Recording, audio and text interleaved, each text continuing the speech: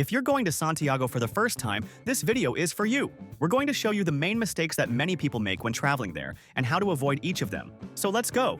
The first mistake is thinking that the weather in Santiago is hot most of the year.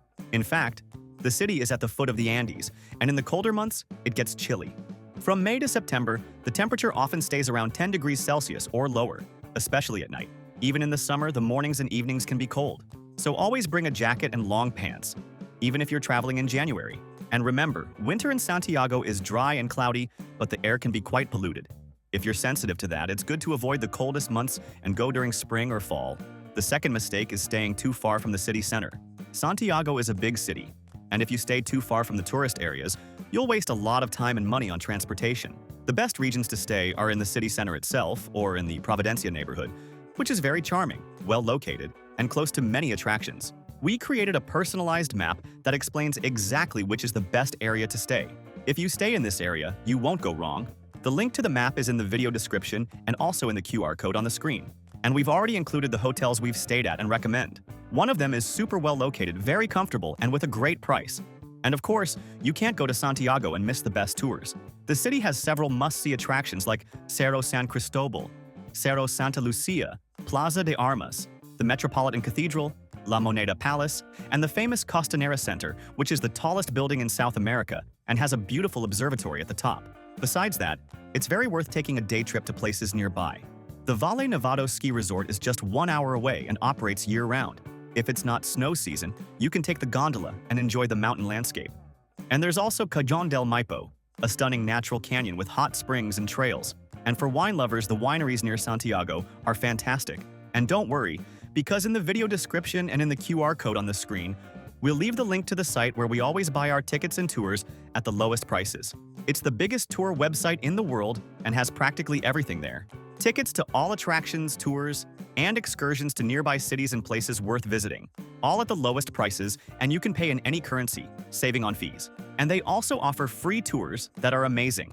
And remember that in the link below, we've already organized everything you need to plan your entire trip at the lowest cost. The websites we use to plan our trips and where everything is much cheaper: travel SIM card, travel insurance at half the price, tickets for all attractions, good and cheap hotels we've stayed in, affordable car rentals, and a global account to carry your money paying much lower fees.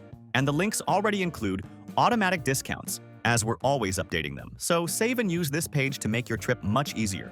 A very common mistake is leaving the ticket purchases for when you get there. Besides being more expensive, you end up wasting a lot of time in line and may even miss out on attractions, especially the observatory, the cable car, or the funicular. So always book everything in advance on the internet. In the description link, we always leave the websites we use, with the lowest prices and the most complete tours. Another important tip: don't travel without travel insurance. Although it's not mandatory to enter Chile, it's very important. A good insurance costs less than 15 reais per day and protects you against all kinds of unforeseen events, medical emergencies, lost luggage, delays, theft, and more. We always use a comparator site that searches all insurers and shows the cheapest one. The link is in the description too. And don't travel without a SIM card with internet. You'll need your phone all the time to use GPS, search for places, see attraction schedules, pay with your phone, use Uber, and much more. The international SIM card solves all this and is much cheaper than using roaming from your local provider. We always leave the link to the chip we use in the description. And many people make the mistake of thinking you don't need to rent a car in Santiago. In fact, it depends on your trip style. If you want to explore the wineries, Cajon del Maipo, or go to the mountains like Valle Nevado, renting a car will give you more freedom. A great tip is to pick up your car right at Santiago's airport, which is the main airport in the city.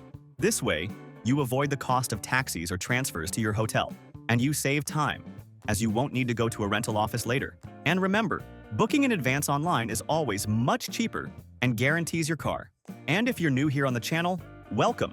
Our mission is to help you travel more and better around the world. If you're enjoying it, subscribe to the channel and like the video, that helps us a lot. And the last mistake is not planning your itinerary well. Santiago has a lot of cool things to see and do.